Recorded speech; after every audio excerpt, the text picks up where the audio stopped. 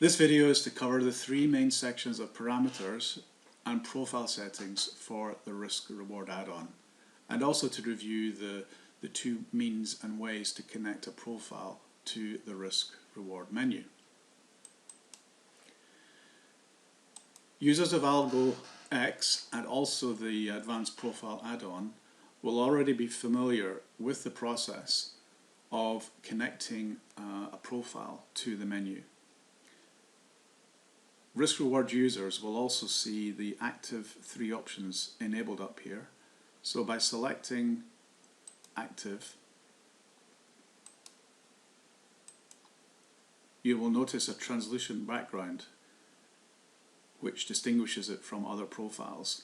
When you select an active profile from the menu, this will automatically connect this profile to the risk-reward menu, enabling all the functions of the risk-reward menu to operate with that profile. This keeps the process of connecting profiles to the menus uniform for the risk-reward users, in addition to Advanced Profile and AlgoX.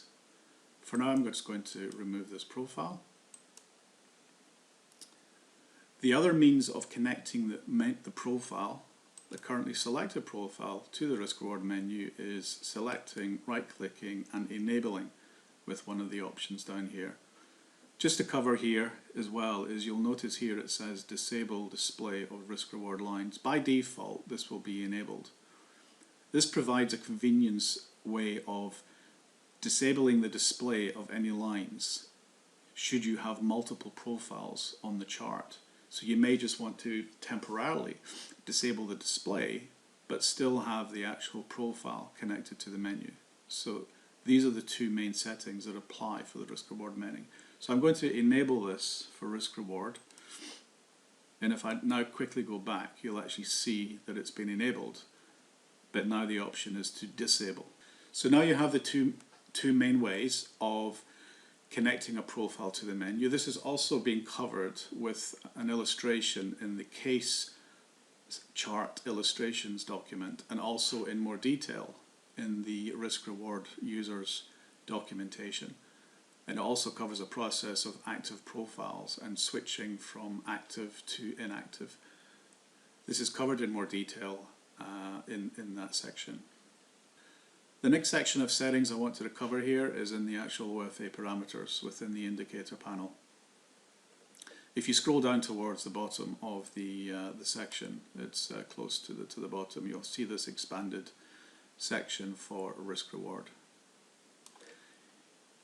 Currently we provide up to 9 risk-reward lines and risk-reward opportunities. So we have 9 lines here. Each of these, the color, opacity and style and width can be modified. I've defaulted the first one to be dash yellow, so you can quickly identify that in this case, if we look here, we see 2, which is a 2-to-1. So we can readily identify the first 2-to-1 risk-reward, and all the subsequent ones currently are set to cyan, but obviously these can be changed. The stop line currently is set to red dashed, and the entry line is set to white dashed. The next group here from 1 to 9 covers all the current defaults of the risk-reward ratios for each of these associated lines. Any of these values can be modified here and can be modified to 1 decimal place. So if you want to have 5.5, 5.2, it will take that value. And if you want to be more precise in your risk-reward ratios. Also, for each of these values there is cross-checking for each subsequent reward ratio. For example, at the 5 here we have 6. So I can modify that, but I can't make it any less than the preceding values. So if I try to now make that 5, you will notice it's been set to 5.5. So there is cross-checking to ensure each subsequent risk-reward ratio is greater than or equal to the prior. The next grouping of parameters to cover are the font size for the risk-reward lines, which is currently set to 12, the length, which is currently 50, which is the smallest value, and that spans up to 200. These items here can be dynamically changed in the actual risk reward menu I'll show you next, so that if you want to expand the line, the values will persist for the next session within the OFA parameters. So all these values that you modify within here, which is also the risk reward ratios, and these items down here, they will persist between sessions. The minimum risk is a setting to define the minimum risk between the entry and the stop for which you wish to see the line. So currently it's set to 5, meaning that if you're looking for specific stop risk sizes between your entry and the stop. Correspondingly, we also have a setting for the maximum risk. So if you only want to see trade opportunities from your entry and stop with a maximum risk of say 15 or 20, you can adjust this. So if you specifically are only interested in trades that have a risk of 12 or 14, you can show this here. This one here is the actual number of profit lines to display. We have 9 in total, and again this setting can be modified in the risk reward menu. Lastly, we have this option here for Forex traders using the Forex instruments with your Forex broker. All this does is it applies a multiple to all the slider values given the pip tick value of FX instruments. It goes to another level of precision, so it gives you, the default for this setting is disabled. The next section I want to cover here is in the volume profile settings in the advanced profile risk reward tab. You'll see I've split this into 2 sections to cover the advanced profile users above and the risk reward below, rather than having a new separate tab just for this one line. So quite simply, it just, for each of the 3 profile types, decision point, range and swing profile, you can select which of the line features that you want to see for each of the risk reward lines with the price, the number of ticks and the actual ratio. So in this case all of them are selected, apply. It may be initially that for decision point profiles you don't wish to see any of this information if you're just using the decision points to determine pivots and key areas of volume transition. So initially I would suggest you use this primarily for the swing profiles and perhaps the range test, and do some pre-trade analysis for any of your algos or strategies. You'll be able to see where this current market price is, as it will obviously be off of the chart. This helps you in settings for any of the offsets you want to use for the entry or the stop. The recommendation would be to leave the offset for those as 0, but should you wish to make adjustments, as I'll get into, either to have 1 tick below the stop or 1 tick in front of the entry, you will then know which direction to make the adjustment to or from. This global setting here is connecting to all the profiles that have been enabled to the menu. So if you temporarily want to toggle off and hide any risk reward lines, you just quickly deselect that, and then to enable it again you select it again.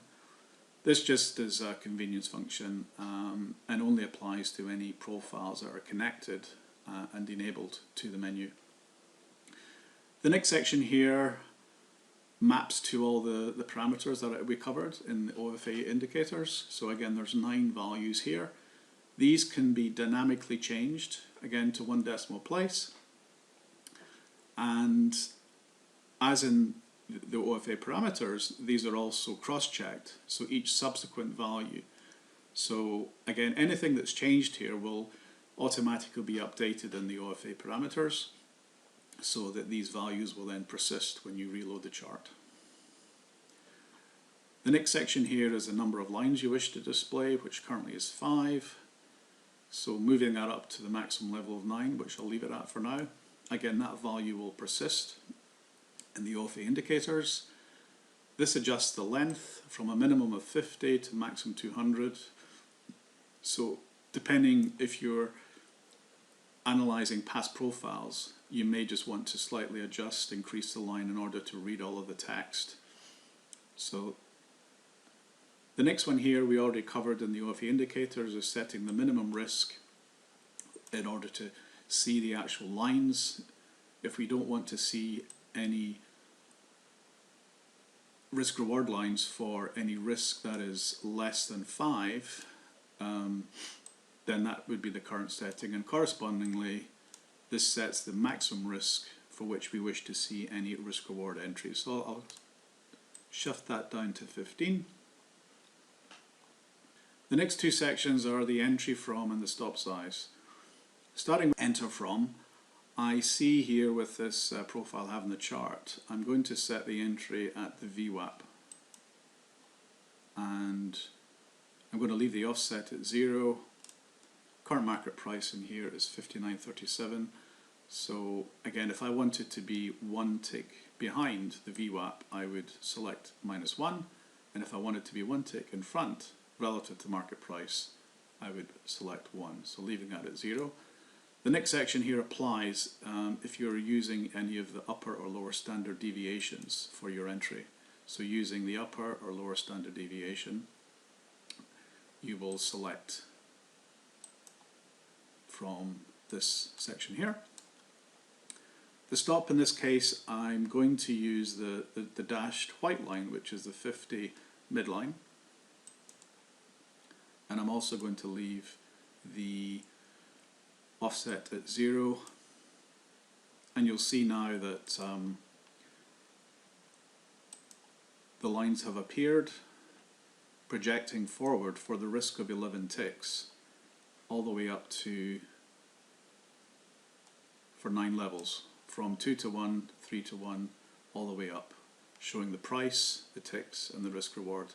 And again, back in the volume profile context menu, you can adjust which of these elements that you want to see. So here I'm just going to adjust the line length, so I'm going to make it the minimum size, and then I'm going to stretch it out. So you can see dynamically you can adjust how you want to see the display of your lines.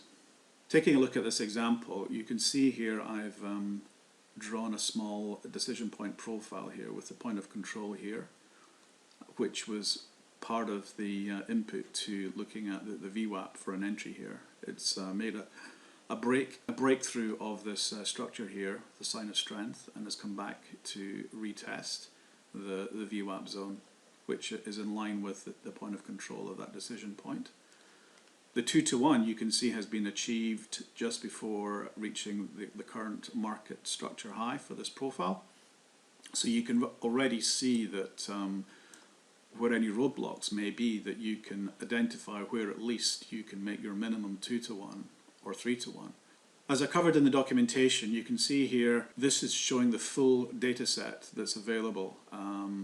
The lower 6 entries will be seen by advanced profile users. These are the additional elements that were added in addition to other features. All users will see all of the entries down to the current ask bid entry price. These are provided as convenience methods to attach the entry to the current market bid or the current market ask price, so that it will dynamically adjust the entry and the stop should you wish it to be looking for a scalp or a quick market order entry. So you're constantly seeing and keeping track of where your 2 to 1, 3 to 1 is relative to the current market price. So again, it's just a convenience function for a particular style of trading.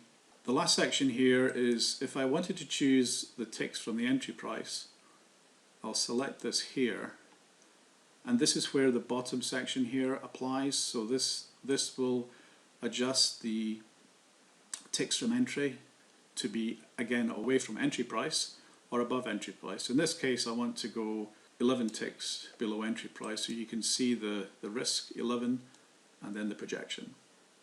So if you just want to make an adjustment from the entry price, this is a selection that you use here. So that covers all the main settings for this new add-on.